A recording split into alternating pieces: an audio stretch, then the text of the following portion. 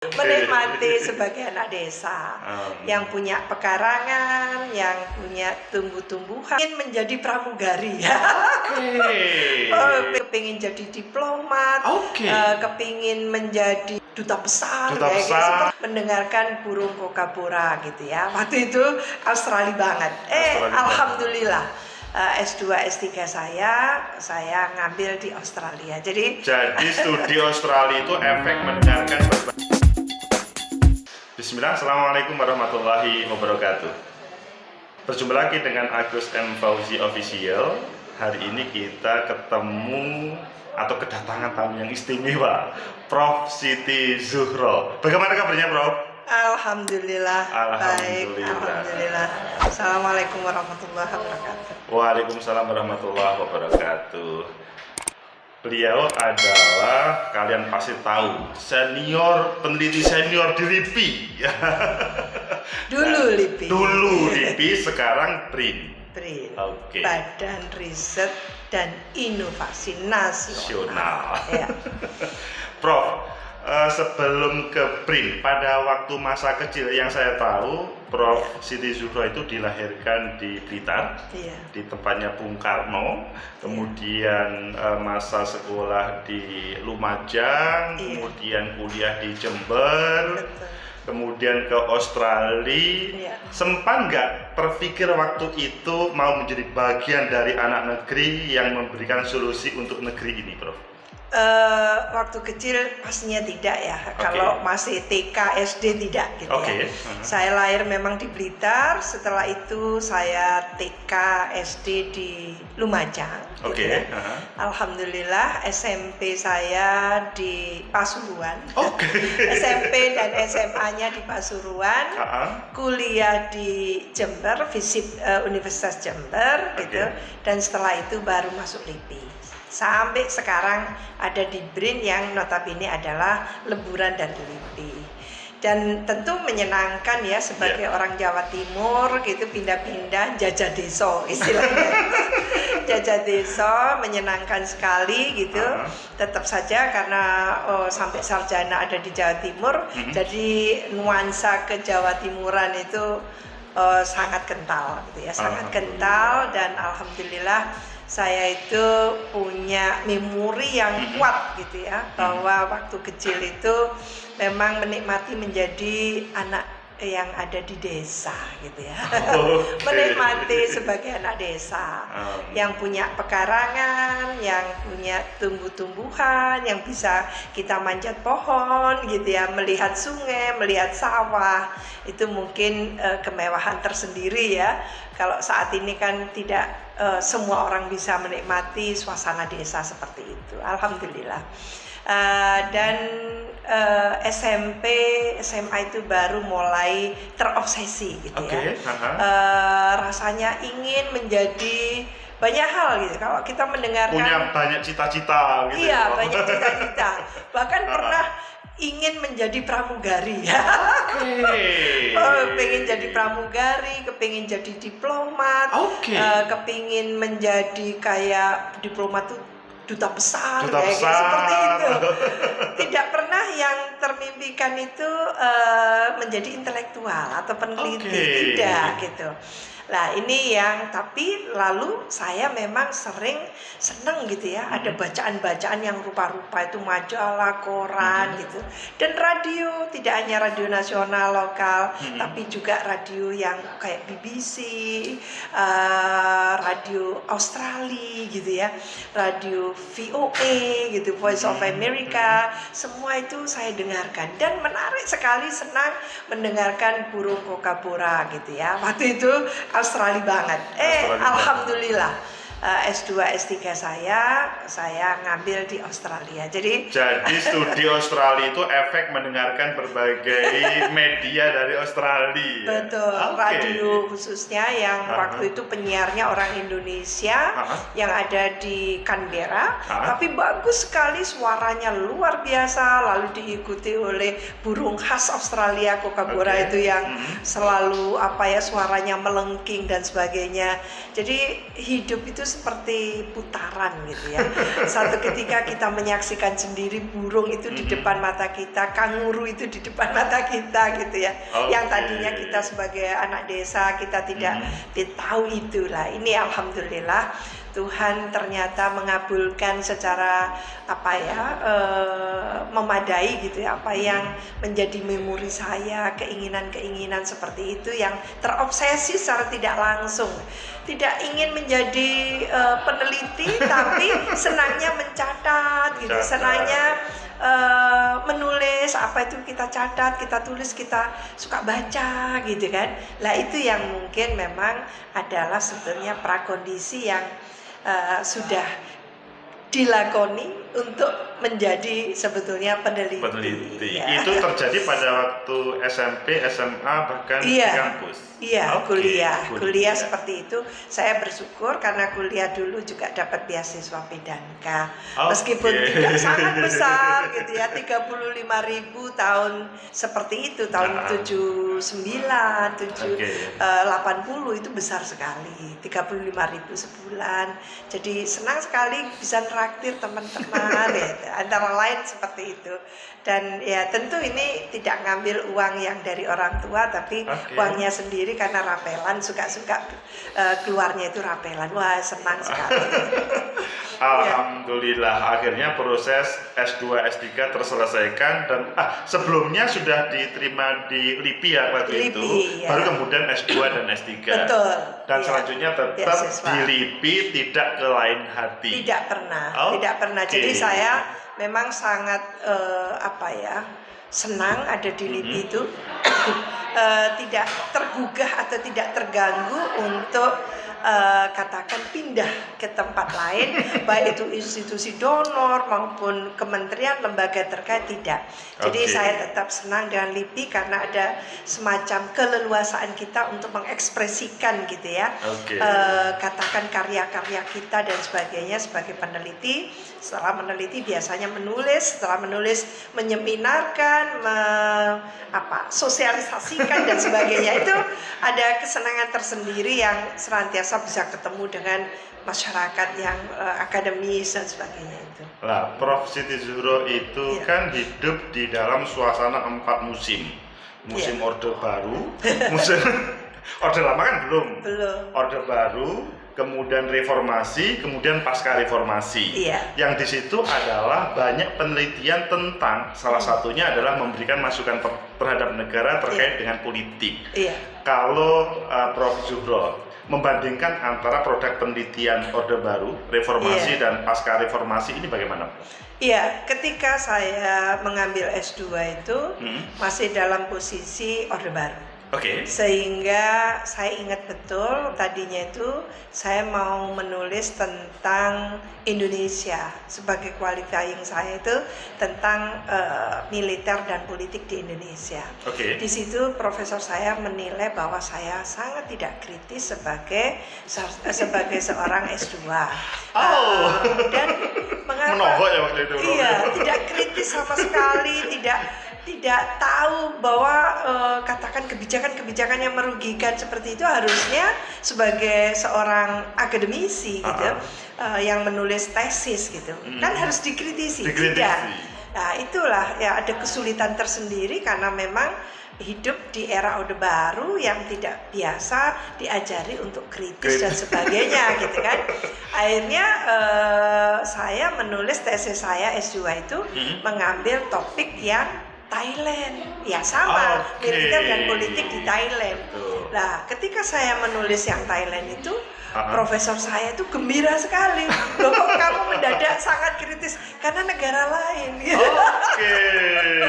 Karena negara lain maka bisa leluasa melihat bagaimana peran militer dalam katakan kudeta-kudeta yang ada di Thailand, bagaimana pemerintahan yang senantiasa diinterupsi oleh kita militer yang tidak cukup sekali, bahkan 1 tahun gitu kan. Lalu apa sih sebetulnya peran monarki dan sebagainya itu. Jadi sistem multipartai yang diterapkan di unitary state-nya Thailand kan gitu. Itu menarik dan kita bisa mengkritisi dengan sangat lugas, gamblang gitu. Dan membuat profesor saya, kenapa kamu pintar sekali gitu. Saya ingat sekali itu, jadi menggelikan bagi saya yang belajar politik waktu itu, ketika bicara tentang negaranya sendiri mendadak kayak speechless, tidak bisa berargumentasi yang tentu sebagai akademisi gitu lah. Ini yang tentunya membuat saya itu mendapatkan pengalaman-pengalaman baru ketika sekolah di luar negeri, di Australia, karena lalu sangat berharga ketika kita diajari bagaimana berpikir yang objektif, yang kritis, yang argumentatif, yang tentu berlandaskan data-data dan sebagainya, yang tidak hanya asal cuap berbicara seenaknya, itu tidak boleh kan gitu. Nah itu yang banyak hal etika kita sebagai intelektual ketika mengkritisi dan sebagainya, datanya harus akurat, dan semua pendapat yang bukan pendapat kita, meskipun itu diparaphrase atau dibahasakan oleh kita, itu harus mengacu pada sumber utamanya.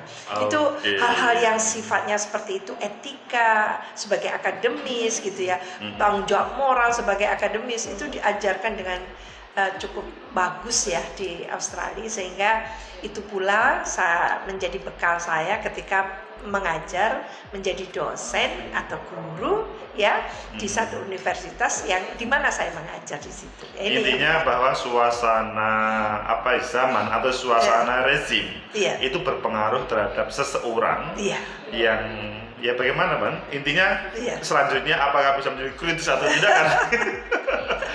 Takut gitu kan. Ada rasa takut gitu kan. Tapi kalau itu orde baru, ketika reformasi bagaimana suasananya? Maksudnya produk-produk karyanya? Iya, jadi ketika sudah reformasi ya, kita 98, karena kita termasuk pelaku juga. Saya termasuk 19 peneliti yang diberikan surat oleh Pak Habibie sebagai wakil presiden waktu itu, yang dianggap balelo kan gitu. Jadi balelo versi pemerintah. Iya, karena tidak boleh mengatakan pentingnya untuk melakukan pergantian kepemimpinan nasional, meskipun bukan rezim yang kita sebut, itu dilarang keras gitu ya. Jadi memintakan pergantian kepemimpinan nasional itu pantang untuk era Orde Baru lah. Itu termasuk kita disurati 2 kali. Jadi kalau mungkin Pak Harto tidak turun, pastinya kita sudah dipecat. Karena banyak sekali waktu itu dari lembaga asing itu yang juga datang ke LIPI. Tidak usah khawatir kalau 19 peneliti ini dipecat, nanti kita akan katakan semacam ini cerita gitu. Jadi itu antara lain ya di era Orde Baru. Nah, reformasi tentunya memberikan satu nuansa tersendiri bagi kita semua yang kita masih learning by doing gitu ya. Learning by doing dengan sistem demokrasi yang prosesnya ini ternyata mendapatkan tantangan yang luar biasa sebetulnya. Peluangnya besar tapi tantangannya tidak kalah besar gitu ya. Karena untuk membangun demokrasi itu diperlukan tidak hanya sistem multipartai banyak atau hanya partai politik saja yang berfungsi, tapi juga penegakan hukum. Jadi kualitas hukum kita ini harus menjadi landasan yang kokoh bagi berjalannya satu demokrasi. Jadi demokrasi kita itu tidak bisa terkonsolidasi, tidak bisa naik kelas menjadi substantif ketika memang penegakan hukum kita ya tertatih-tatih. Nah, ini Prof. Kalau membandingkan antara pasca reformasi ini Prof, 2020, kemudian 2024, 2004, 2004, 2009, 14, 2019. Yang paling tertantang bagaimana Prof? Menurut pemilu pertama tahun 99 ya, pasca Orde Baru. 99 dulu ya. 99. Pemilu pertama pertama tahun 99 itu kan juga multi partai. Ratusan partai mendaftar, yang lolos di ikut pemilu itu 48 gitu ya. 48, dari 48 kan tidak semuanya masuk kan gitu. Nah, kita rasakan memang mungkin yang namanya vote buying itu tidak seperti sekarang. Itu tahun 99. Tahun 55 kalau kita mundur lagi, itu sayup sampai nyaris tidak terdengar. Vote buying itu. Saya bisa mengatakan itu karena saya ikut membantu penulisan di Arsip Nasional tentang pemilu dalam perspektif sejarah. Di situ ya gambar, ya narasi gitu ya, tentang pemilu 55 itu luar biasa. Dan keikutsertaan perempuan waktu itu sudah luar biasa juga, signifikan. Nah, ini antara lain. Dan yang saya ingin tahu itu vote buying-nya ternyata nyaris sayup-sayup sampai tadi, dan itu bagus sekali menurut saya. Berarti tidak menonjol. Demikian juga di tahun 99, tidak seperti setelah kita mengenal yang namanya politik pencitraan. Lalu ada lembaga survei, ada media darling. Media darling dan politik pencitraan lah ditambah dengan lembaga survei. Itu start ya, mulainya itu tahun 2004. Nah, mulai menguat gitu ya. Mulai muncul 2004, menguat 2009. Luar biasa di eranya Pak Jokowi gitu ya, pemilu pertama yang diikuti oleh Pak Jokowi, lalu juga pemilu tahun 2019. Itu luar biasa, sudah vote buying-nya, politik pencitraannya udah campur baur di situ. Lah ini yang membuat kita tentunya gitu ya mulai merenungkan kembali gitu ya, karena dengan pemilu partisipatoris ya, demokrasi partisipatoris, pemilu langsung dari rakyat oleh rakyat katanya kan, untuk rakyat ternyata kan tidak kan gitu. Jadi pilkada langsung, pilpres langsung dimulai sejak 2004 itu memberikan konsekuensi logis yang ternyata sungguh sangat dahsyat terhadap tergerusnya nilai-nilai budaya kita yang kita muliakan gitu ya. Lalu Pancasila kita yang ternyata lupakan. Itu yang menjadi penyebab utama itu karena pemilihan langsungnya, atau tema menghadirkan yang namanya lembaga survei atau media darling, ataupun yang lain yang menjadi penyebab. Menurut saya sempurna ya, semua. Jadi keikutsertaan semua faktor tadi itu. Jadi tidak single factor. Partai politik sebagai peserta pemilu ya, dalam melakukan kaderisasi, promosi kader, mencalonkan, mengusung ya. Itu kan harus ada tanggung jawab yang luar biasa dari partai politik dan gabungan partai politik. Gitu. Nah ini yang juga kita menyaksikan, memang tiba pemilu tiba akal, tiba pilpres tiba akal kan gitu ya. Tidak ada persiapan yang matang dari partai itu sendiri, sehingga lalu memberikan peluang-peluang yang luas kepada komunitas relawan lah namanya itu ya, untuk lalu mengusung sendiri dengan pola-polanya sendiri. Padahal yang jelas payung hukum dalam konstitusi itu memberikan otoritas penuh pada partai dan gabungan partai. Lah itu yang tidak dilakukan sempurna, sehingga membuat masyarakat yang pada dasarnya gitu ya, ternyata demokrasi kita kan tidak membangun trust, sehingga kurang percaya, ada kekurang percayaan terhadap partai. Maka relawan mengedepan untuk mengusung sendiri, modelnya sendiri gitu ya, ala-ala mereka sendiri untuk disampaikan kepada publik. Meskipun di satu sisi ada 20%. Betul. Jadi ini yang menunjukkan bahwa banyak hal yang harus dibenahi. Jadi tidak cukup bagaimana sekarang politik pencitraan itu harusnya diubah menjadi politik yang tentunya mencerdaskan. Bukan pokoknya membuat merap up calon itu yang tidak cakep menjadi cakep sekali kan, tidak. Itu kan kebohongan publik sebetulnya. Lah ini yang tidak boleh dilakukan, karena demokrasi kita itu harus menanamkan gitu kan nilai-nilai kejujuran, karena ujungnya dari demokrasi adalah membangun peradaban. Supaya apa? Supaya sila kedua kita juga tegak gitu kan, sila kemanusiaan yang adil dan beradab. Untuk apa? Untuk persatuan Indonesia.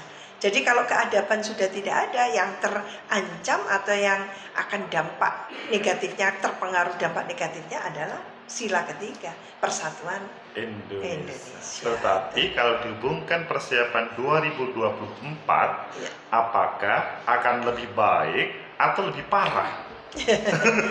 Iya, kalau dari tinjauan undang-undang ya, bahwa pemilu yang akan datang itu akan dilakukan dengan payung hukum yang sama dengan pemilu yang sebelumnya. 2019. Tinggal kita mengharapkan dengan payung hukum yang sama seperti ini, bagaimana action atau tindakan, respon dan tindakan dari semua stakeholders terkait pemilu. Mulai pesertanya, berarti adalah partai politiknya, institusi penegak hukumnya, penyelenggaranya, KPU, Bawaslu, DKPP, birokrasinya, kan gitu ya, civil society-nya, itu yang kita harapkan, DPR, DPD, DPRD gitu ya, itu semua juga sudah mulai katakan siap-siap berbenah diri. Nah, kita intinya adalah harus memutus mata rantai praktek-praktek yang distortif tadi, yang menyimpang, yang melanggar hukum gitu ya. Itu semua harus kita enyahkan, kita putus mata rantai itu, kita hentikan, mau tidak mau gitu ya, suka tidak suka harus kita hentikan. Kenapa? Ujung-ujungnya pemilu ini kan tidak hanya berlangsung di ruang kosong, tapi pemilu ini akan berlangsung tentunya melibatkan semua tadi itu stakeholders dan rakyat Indonesia keseluruhan, dan tentunya dampaknya terhadap pemerintahan kita. Yang bisa menghentikan itu sosok capresnya, atau suasananya, atau harus ada sebuah regulasi yang baru atau apa? Iya, bagus sekali. Jadi dalam konteks Indonesia sangat jelas. Sistem saja sangat tidak bisa diharapkan. Kita membangun sistem, tapi sistem ini harus dijalankan oleh tentunya pemimpin, kan gitu ya, sosok tadi itu. Maka karena itu pula gitu ya, kita mintakan partai politik itu sudah saatnya memiliki tanggung jawab yang penuh untuk mengusung calonnya yang akan menjadi pemimpin nasional ini. Itu. Jadi betul-betul disaring, dikonvensikan, difilter sedemikian rupa apa kebutuhan rakyat, apa kebutuhan Indonesia, sosok seperti apa yang memang diharapkan. Jadi bukan orangnya dulu, apa kebutuhan kita, kan gitu. Nah, seleksi dan kriteria yang kita mintakan itu harusnya dilakukan sehingga kita tidak memaksakan kehendak atau fait accompli rakyat. Ini kan pemilihan dari rakyat oleh rakyat untuk rakyat. Mestinya tidak, rakyat itu tidak di fait accompli oleh katakan para elit atau pengurus partai, tidak boleh. Karena pintu utama pertama harus 20% itu sehingga betul, itu iya. menjadi masalah. Ini antara lain juga ikut menyumbangkan persyaratan PT Pilpres ya, ambang batas Pilpres ini kan tidak ada sebetulnya, diada-adakan gitu ya, untuk hanya apa ya, setiap pemilu kita kisruh dengan ambang batas Pilpres gitu. Tapi itu pula yang diulang-ulang, jadi menurut saya apa sih maksud tujuannya, kan gitu. Nah ini yang memang membuat kita berpolitik ini tidak dewasa. Jadi Indonesia jangan lupa akan berkompetisi secara regional ASEAN maupun Asia Pasifik dan secara global ya, dengan dunia internasional. Nah oleh karena itu kita itu kalau memang visi besarnya Pak Jokowi, Pak Ma'ruf Amin sekarang ini adalah membangun SDM unggul dan berkualitas, seharusnya memang fokusnya adalah terhadap gitu ya, bagaimana mengenlightening, mencerahkan masyarakat, mengeducating, memberikan pendidikan dan meningkatkan literasi SDM kita. Itu. Jadi jangan ada lagi kebohongan-kebohongan publik yang menyeruak sedemikian rupa yang tetap saja mentreatment atau memperlakukan masyarakat Indonesia itu masyarakat yang tidak pintar, kan gitu. Prof. Siti Zuhroh, kita sudah ngobrol panjang lebar. Mohon closing statement terkait dengan yang kita bincangkan tadi, khususnya adalah mempersiapkan 2024. Iya, pemilu 2024 adalah pemilu serentak yang melibatkan pemilu legislatif, pemilu presiden, dan pemilu untuk pilkada pemilihan kepala daerah. Oleh karena itu, kalau kita tidak menyiapkan dengan baik dan kita tidak fokus pada satu orientasi untuk meluruskan gitu ya praktek-praktek pemilu yang sehat, yang berkualitas, yang berkeadaban, maka kita akan tentunya mengulang gitu ya satu praktek yang distortif dalam pemilu yang sebelumnya, dan bahkan akan jauh lebih dahsyat dampak buruknya. Karena apa? Karena tentunya ini yang akan menyulut kerusuhan. Kita tidak mau itu. Oleh karena itu memang ke depan persiapan harus sudah mulai dilengkapi sedemikian rupa supaya nantinya pemilu kita adalah pemilu yang berkualitas. Terima kasih. Assalamualaikum warahmatullahi wabarakatuh. Waalaikumsalam warahmatullahi wabarakatuh. Pemirsa, itulah Prof. Siti Zuhro panjang lebar membahas tentang politik, lebih khusus adalah perbedaan Orde Baru, reformasi dan pasca reformasi, dan spesial ada persiapan 2024. Semoga bermanfaat. Like, subscribe, comment, and share. Sampai jumpa. Terima kasih, Bro. Ya, terima kasih. Alhamdulillah. Luar biasa.